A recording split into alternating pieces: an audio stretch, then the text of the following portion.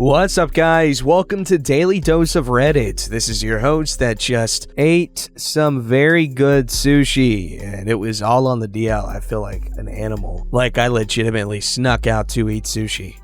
And it was insanely good sushi. And I kept it simple with just the soy sauce, and it hit the spot. Whoa! Zach, and today's subreddit is r/TalesFromTheCustomer. Alright, this story's called, Is This Tip Poisonous? Okay, so some of you have asked for a couple of my other stories about the rotisserie chicken place. First story is a two-part. Part 1. So it's about 1985-ish, and my best friend, we'll call him Fred, and I were off to Alps. For those that didn't read my other story, think rotisserie chicken restaurant whose two-part name describes a neutral country famous for chocolate and folding army pocket knives and ski lodges to grab dinner. Yes, this is the same guy as the last story. As a matter of fact, all of my issues with this particular chain involve Fred. So, I'm starting to think it was him. God, I wish I had context for this. Sorry, Fred. I just threw you under the bus. We get inside and wait to be seated. The hostess comes over and seats us at a table. Okay, so far so good. I notice that there is a little bit of money sitting on the table, so I'm thinking that is probably the tip money from the last customer. I make sure to avoid it, but Fred does not notice it and throws his wallet, keys, and loose change onto the table to empty his pockets, making it more comfortable to sit. I feel that, brother. We're chatting for a minute, and Fred slides all of his stuff over to the other edge of the table, including the tip. The table was a booth, so he swept it towards the little partition wall that the table was attached to. At this point, the hostess comes over to us, very angry, and starts yelling that Fred is a thief and stole the tip money. Fred was not what you call a diplomatic person, so he promptly jumped into the verbal ring with her, and things got loud. I try to calm them down and explain that the money was left there, and he absent-mindedly shoved his stuff,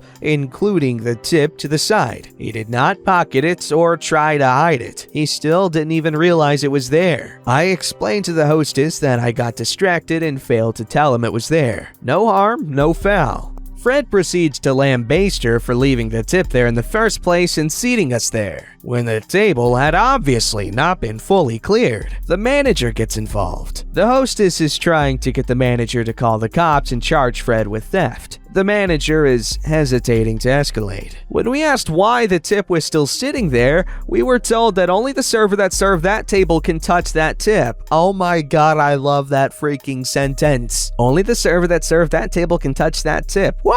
The busboy can't move it, nor can the hostess or manager. It can only be that server. I guess they have had some issues among staff with stealing tips. Unfortunately, the server was busy serving other customers and left it there. I said. Apparently she wasn't so busy that she didn't know it was there, as she was the one who cried foul when Fred moved it. So names and phone numbers were taken, and we left, without ever ordering or eating. Part 2. Fast forward 6 months later, and there we are. Fred and I at the same place, hoping for a better experience. We really did like the food there. We enter, and the hostess, a different hostess, seats us at a table where the tip is still sitting on it. We can't believe it, so we refuse to sit there until it is cleared. Several busing staff walk by, and we ask them to please clear the table before we sit down. They reiterate that nobody can touch the tip except for the specific server that served that table.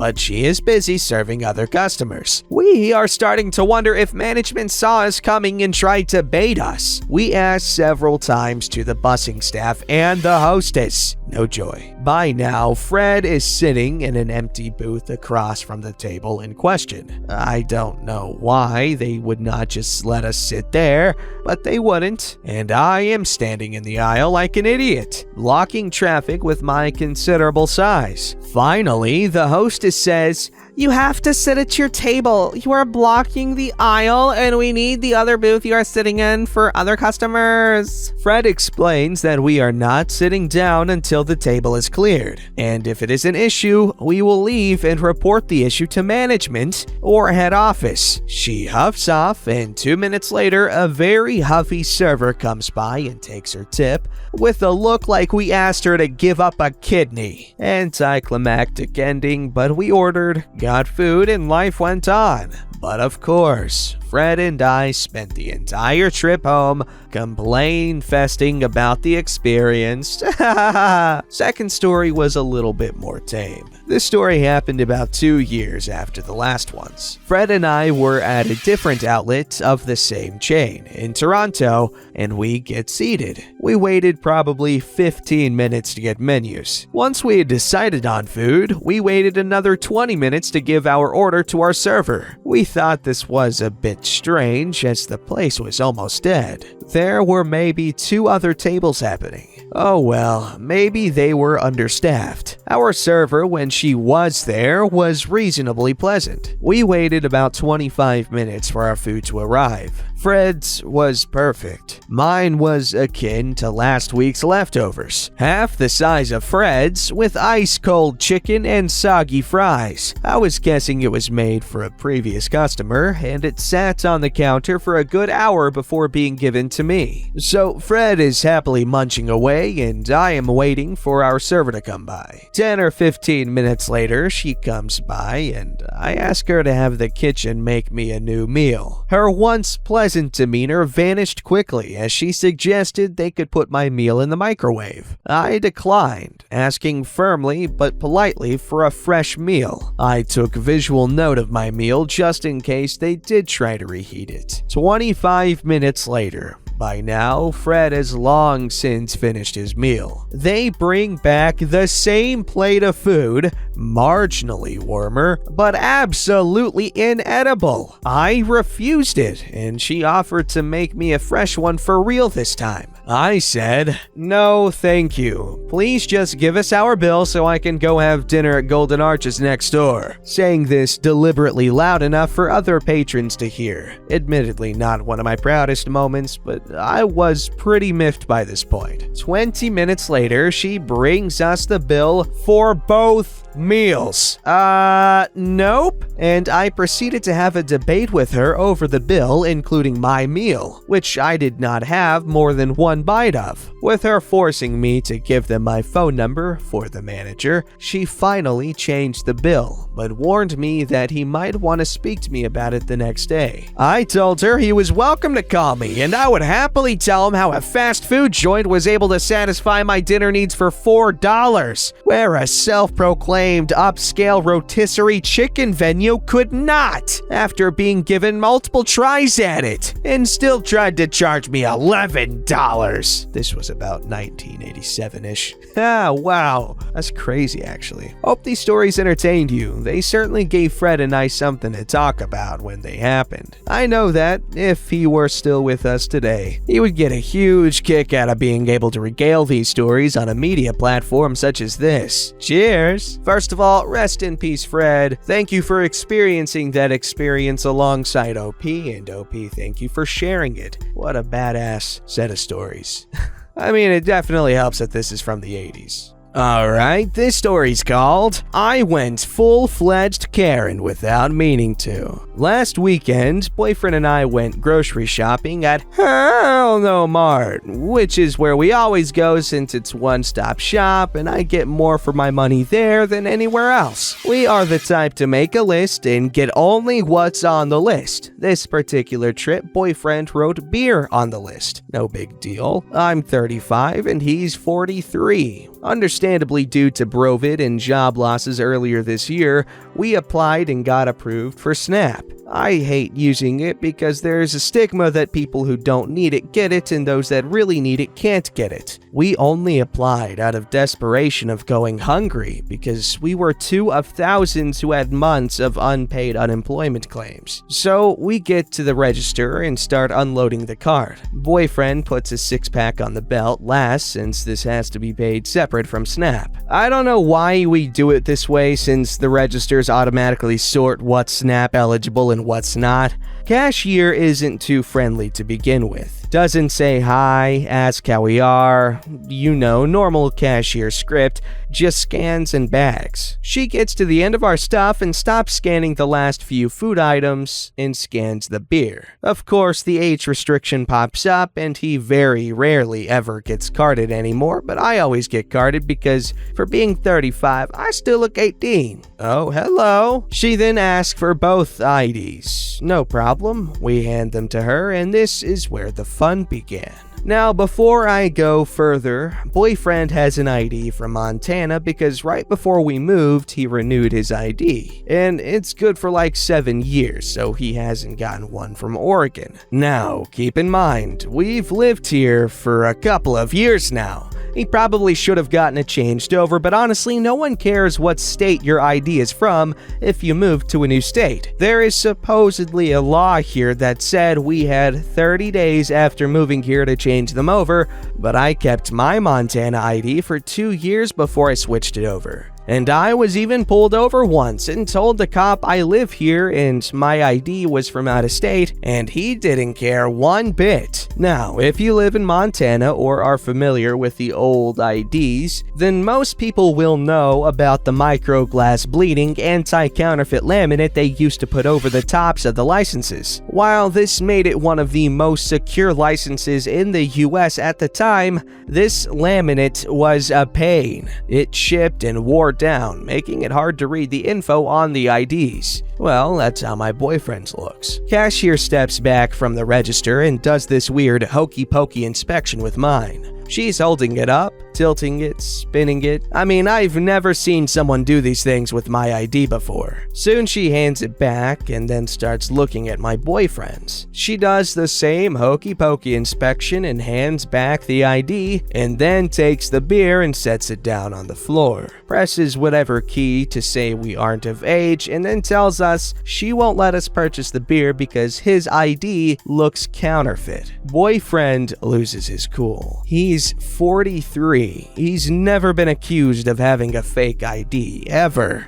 I was even offended when she said that. I started to ask her what was wrong with my ID that I couldn't make the purchase, and she refused to say anything other than she won't sell. At this point, I turn into Karen and start telling her to call a manager over because it was total beaver sausage that this was happening. Now, I understand that every state has laws about carding, and I worked in convenience stores at one point in my life and went through the same training. But we were told if the person has enough gray hair or wrinkles, then carding doesn't have to happen. I was trained, if in doubt, then card to be safe. Boyfriend pulled his mask off to show his almost entirely white goatee to her to prove he was well over buying age, but she wasn't having it. Boyfriend is getting madder because she wouldn't call a manager over when I asked her repeatedly to do so. But of course, he's not really helping the situation any, which then in turn causes the cashier to just completely stop scanning the rest of my groceries. At this point, there is a lengthy line behind us and people are starting to notice the commotion. I'm honestly surprised we didn't get filmed and went viral for this. I see a yellow-vested customer service manager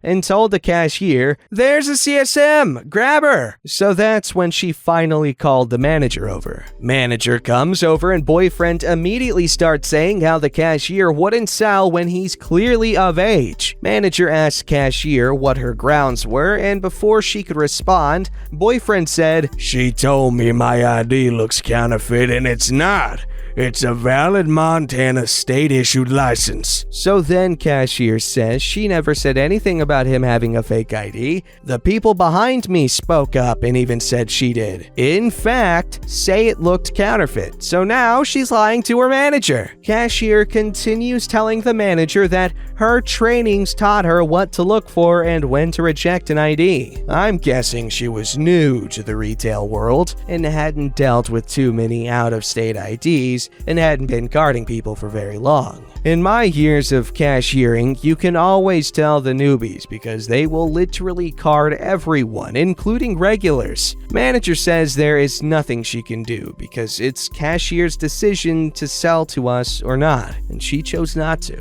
Cashier finally finished scanning my groceries but didn't bother to bag them. So I'm just frustrated with everyone at this point and said, "Oh, so now I have to bag my own stuff too," which I probably should have just said nothing and went on about bagging it myself. I got home and felt bad for the way things went down, but later on, boyfriend and I started making jokes about his fake ID. We ended up getting his beer from a gas station where neither of us got carded this time, which made us laugh even more about the inconsistencies about carding for alcohol purchases here in Oregon. Pot purchases are different and way more strict, so we always know to have IDs ready when entering the dispensary because that is one place where even 90-year-old Grandma Edna isn't exempt from carding. Okay, that sounds so freaking annoying to have to deal with. Imagine being 43 years old, literally twice the drinking age, and then a year, and being declined your beer because your ID looks fake. That's ridiculous. What I would have done is I'd have been like, "Alright, bye," then left to my car, put my stuff away,